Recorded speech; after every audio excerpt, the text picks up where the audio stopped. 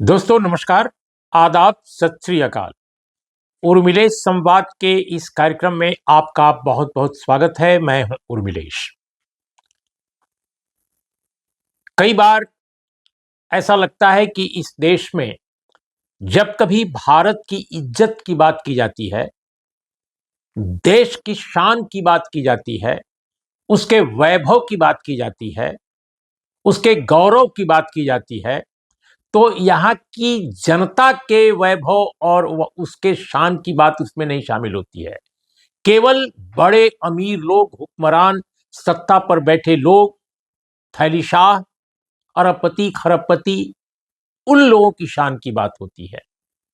क्योंकि इतना डिफरेंस है, इतनी गैर बराबरी है इस मुल्क में कि गरीब जो लोग हैं, जो साधारण लोग हैं, वो हमारे देश का जो बोलने वाला तबका है, जो इस देश को रिप्रेजेंट करता है, जो सत्ता में है, जो पावर में है, जो एकेडमिया में है, जो मीडिया में है, जो सिनेमा में है, जो कल्चरल तमाम फोरम्स पे है, जो देश विदेश जाकर सेमिनारों में बोलता है, दरअसल उसके बीच और इस देश की आम जनता के बीच में इतना गैप है, इतना ह्यूज गैप है कि बहुत सारे दुनिया के अर्थशास्त्री जो आकलन करते हैं भारत का, इसकी असमानता का, तो वो कहते हैं कि 1922 में जितनी असमानता, जितनी गैर बराबरी भारत में थी, उससे भी ज्यादा गैर बराबरी आज हो गई है। अब आप कहेंगे कि ये क्या प्रसंग आप उठा रहे हैं, किस बात के लिए चर्चा कर रहे हैं? दोस्तों, मैं इसलिए इस बात की चर्चा कर रहा हूं कि इस देश के जो हुक्मरान हैं, सत्ताधारी लोग हैं, अमीर लोग हैं, खरबपति लोग जो हैं, यहां तक कि कॉर्पोरेट मीडिया भी, कोई परवाह नहीं है कि गरीब जनता, उसकी भी कोई जिंदगी है, उसकी भी कोई शान होनी चाहिए, उसका भी भारत से कोई नाता है, वह भी भारत के लोग हैं। उनके बारे में, उनके गौरव के बारे में कोई सोचता नहीं। 37 लोग मर जाते हैं, 37 लोग मर जाते हैं नकली शराब पीकर, कोई परवाह नहीं। मीडिया में कोई बड़ी खबर नहीं होती है, कोई डिस्कशन नहीं होता है नेशनल लेवल पर। अभी ये बिहार की घटना है जहां पर शराबबंदी है, और ऐसी अनेक घटनाएं बिहार में हो चुकी हैं, ऐसी घटनाएं गुजरात में हो चुकी हैं जहां शराबबंदी है, ऐसी घटनाएं हर प्रदेश, अनेक प्रदेशों में हो चुकी हैं। मैं नाम नहीं गिना सकता कितने प्रदेशों में शराब, नकली शराब पीने से कितने लोग मर गए। लेकिन 37 जो बिहार की चर्चा मैं इसलिए कर रहा हूं क्योंकि अभी ताजा है। लेकिन क्या आपने इस पर कोई गंभीर चर्चा इस देश में देखी? नहीं देखी। लेकिन दोस्तों, इस पर भी क्या आपने देखी कि दुनिया में, दुनिया के तमाम देशों में जो दरिद्रता के बारे में, गरीबी के बारे में, और जो भूख के बारे में, भूखे लोगों के बारे में, जो आकलन करने वाले लोग हैं, रिसर्च करने वाली जो संस्थाएं हैं, जब कभी आंकड़ा पेश करती हैं तो भारत की स्थिति बहुत खराब उसमें दिखाई देती है। और तब भारत के लोग, लोग कौन? आम जनता नहीं, भारत को चलाने वाले लोग, भारत पर राज करने वाले लोग, भारत के सत्ता पर बैठे लोग, भारत के खरबपति, भारत के अरबपति और इस देश के कॉर्पोरेट मीडिया के संचालक, ये सारे लोग नाराज हो उठते हैं कि ये गलत आंकड़ा है, ये भारत की बेइज्जती है, भारत के गौरव का ये तहस नहस किया जाना है। हमारा भारत ऐसा नहीं है, हमारा भारत तरक्की कर रहा है, हम दुनिया के बहुत अमीर देशों में शुमार हो गए हैं, हम जीडीपी में इतने अंक पर पहुंच गए हैं, हम दुनिया के कुछ ही वर्ष के बाद हम दुनिया की इतनी बड़ी इकोनॉमी बन जाएंगे। ये सब बोलने लगते हैं। दोस्तों, अभी दो बहुत महत्वपूर्ण जो ग्लोबल इंडेक्स आए थे पिछले महीना, पिछले दिनों, और उनकी फिर से नए ढंग से चर्चा शुरू हो गई है। एक तो अभी ताजा ताजा आया है, यह है global multi dimensional poverty index, MPI जिसे कहते हैं। अब ये जो global multi dimensional poverty index है, ये भारत जो है इसमें दुनिया के उन 5 देशों में शामिल है जहां सर्वाधिक संख्या में गरीब लोग रहते हैं। ये आंकड़ा आया है, यानी दुनिया में जो जो 5 देश ऐसे हैं जहां पर बहुत गरीबी है, उनमें एक अपना प्रिय भारत देश भी है। हमारे देश के अमीर तो बहुत नाराज हो जाएंगे, हमारी तौहीन कर रहा है, हमारे शान में ये बट्टे लगा रहा है। हाँ जी, आप तो बहुत ही शानदार लोग हैं, बड़े बड़े जहाजों पर उठते हैं, चार्टर प्लेन पे उतरते हैं, जाकर के किसी 7 सितारा होटल में ऐश करते हैं, टूरिज्म के लिए निकलते हैं, कभी शादी के लिए निकलते हैं, कभी अपने बच्चों की शादी बड़े बड़े रेस्तराओं में करते हैं, बड़े होटलों में करते हैं, भव्य किलों में करते हैं, कितना बेशुमार खर्च करते हैं, पूरे देश के बड़े लोगों को बुला लेते हैं एक ही शहर में। हमने वो भी देखा है। तो उन लोगों को जरूर खराब लगेगा जब कहा जाएगा, ग्लोबल लेवल पर कोई रिसर्च होती है और कहते हैं कि भारत दुनिया के उन 5 देशों में शुमार है जहां सबसे ज्यादा संख्या में गरीब लोग रहते हैं, सबसे अधिक संख्या में गरीब लोग रहते हैं।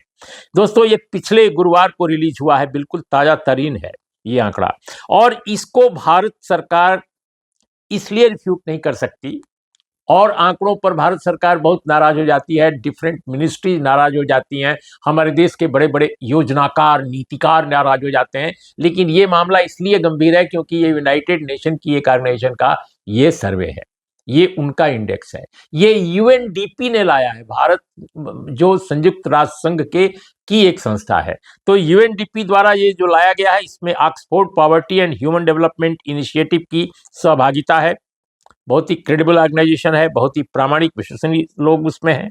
1.1 बिलियन लोग पूरी दुनिया में दोस्तों बेहद गरीब हैं। 1.1 बिलियन लोग पूरी दुनिया में बेहद गरीब हैं। इनमें 40% वहां हैं जहां युद्ध चल रहे हैं, या डिस्टर्बेंस है, या गृह युद्ध मचा हुआ है। भारत में 234 मिलियन लोग गरीबी में हैं, 234 मिलियन लोग गरीबी में हैं, यानी 2340 लाख गरीबी में है लोग। यानी इसको अगर करोड़ में कहा जाए तो 23 करोड़ 40 लाख से कुछ ज्यादा लोग गरीबी में है, 23 करोड़ 40 लाख से ज्यादा। अब ये मुझे समझ में नहीं आ रहा है कि हमारे जो नीति आयोग का दावा है, जो योजना आयोग पहले था, वो मोदी जी के कार्यकाल में नीति आयोग बन गया, वो अक्सर दावा करता रहता है, पिछले कई सालों से मैं सुन रहा हूं, देख रहा हूं, पिछले साल भी देखा था कि भाई अपने देश में करीब करीब 25 करोड़ लोगों को गरीबी से ऊपर उठाया गया है, यानी जो बिलो द पॉवर्टी लाइन थे उनको ऊपर उठा दिया गया है। और ठोस आंकड़ा जो देते हैं, 24.8 करोड़ लोगों को गरीबी से ऊपर उठाया गया है पिछले 9 सालों में, यह नीति आयोग का दावा है। अब सवाल इस बात का है कि इस दावे के बावजूद अगर ताजा तरीन यूएनडीपी का आंकड़ा ये आया है कि यहां पर 23 करोड़ 40 लाख गरीब लोग हैं, तो किसको दोषी ठहराया जाए? किसका आंकड़ा सही है, किसका गलत है? ये तो एक बहुत ही विचार उत्तेजक गंभीर एक बहस की जरूरत है, ईमानदार बहस की जरूरत है। मुझे लगता है कि हमारी पार्लियामेंट को, हमारी सरकार को यूएनडीपी के खिलाफ एक इनिशिएटिव लेना चाहिए, पहल करनी चाहिए कि भाई क्या कर रहे हैं आप, झूठ बोल रहे हैं। हमारे पास तो आंकड़ा है कि हमने तो गरीब जो थे उनको ऊपर उठा दिया है। अब इसमें सवाल उठेगा कि 80 करोड़ लोगों को फिर आप अनाज क्यों दे रहे हैं? फंस यहां जा रहा है मामला। 80 करोड़ लोगों को अगर आप खाने के लिए अनाज दे रहे हैं, इसका मतलब वो बेहद गरीब लोग हैं। तो 25 करोड़ लोगों को ऊपर उठाया और 80 करोड़ को आप दिए जा रहे हैं। ऐसे में दोस्तों यही सच है कि संयुक्त राष्ट्र संघ के यूएनडीपी की जो ये रिपोर्ट है वो विश्वसनीय है। क्यों? क्योंकि भारत सरकार ने इस पर कोई आपत्ति नहीं अभी तक जताई है, जहां तक मेरी जानकारी है। अगर आपत्ति जताएगी तो उस पर भी हम चर्चा करेंगे। दोस्तों, गरीब देशों की जो सूची है वो भारत के अलावा जो 4 अन्य देश हैं जहां ज्यादा गरीब लोग हैं, वो कौन कौन है? हमसे आबादी उनकी कम है, इसलिए जाहिर है उनकी वो हमसे थोड़ा हो सकता है उनकी संख्या कम हो वहां, लेकिन कौन कौन है वो बताना बहुत जरूरी है कि किन देशों के साथ हम खड़े हैं, हम किस कतार में खड़े हैं। एक तरफ तो हम अमेरिका, कनाडा, फ्रांस, जर्मनी सबसे कंपीट करने में लगे हैं, हम विश्व गुरु बनने की स्थिति में अपने को पेश करना चाहते हैं, लेकिन हम खड़े हैं पाकिस्तान के साथ, यूथोपिया के साथ, नाइजीरिया के साथ, डेमोक्रेटिक रिपब्लिक ऑफ कांगो के साथ। इन मुल्कों के साथ हम खड़े हैं गरीबी के मामले में। तो ये जो आंकड़ा आया है यूएनडीपी का दोस्तों, global multi dimensional poverty index, MPI इसको कहते हैं, ये यूएन की रिपोर्ट है और ये बहुत महत्वपूर्ण है, जो अभी अभी रिलीज हुई है। दोस्तों, दूसरी जो रिपोर्ट है जो थोड़े पहले आई थी वो है ग्लोबल हंगर इंडेक्स, यानी वैश्विक भूख का सूचकांक। भूख से यहाँ मतलब है कि जहां पर भूख से ग्रस्त लोगों की संख्या ज्यादा है। हम इसको डेरिवेटरी शब्द नहीं इस्तेमाल करना चाहते, नहीं तो हम इसका एक और बहुत पॉपुलर वर्ड है, हम उसका इस्तेमाल कर देते, लेकिन हम नहीं करेंगे। हम करेंगे कि भूख से ग्रस्त जो लोग हैं उनकी जो तादाद है, उनका जो इंडेक्स ये है। अब इसमें ग्लोबल हंगर इंडेक्स में जो 2024 का है, उसमें भारत जो है 127 जो देश हैं जो भूख के शिकार हैं, भूखमरी या भूख के शिकार हैं, वो उसमें हम 105वें स्थान पर हैं। यानी 127 जो सबसे भूख, गरीबी, परेशानी, इसमें जहालत में जो पड़े देश हैं, उसमें हम 105वें नंबर पर हैं। ये जो है, ये यूएन का आंकड़ा नहीं है, ये दरअसल जर्मनी में हेडक्वार्टर रखने वाले एक बहुत रिप्यूटेड ग्लोबल रिसर्च ऑर्गेनाइजेशन जो एनजीओ है, उसका तैयार किया गया एक इंडेक्स है जो पूरी दुनिया जिसको मानती है। लेकिन इंडिया की सरकार ने, खासकर हमारे महिला और विकास मंत्रालय ने इसको सिरे से खारिज कर दिया है और कहा है कि बिल्कुल ये गलत है। और इस पर भारत सरकार की ओर से जो आपत्ति जताई गई है कि हमें क्यों इस प्रकार के रखा गया है, ये ठीक नहीं है।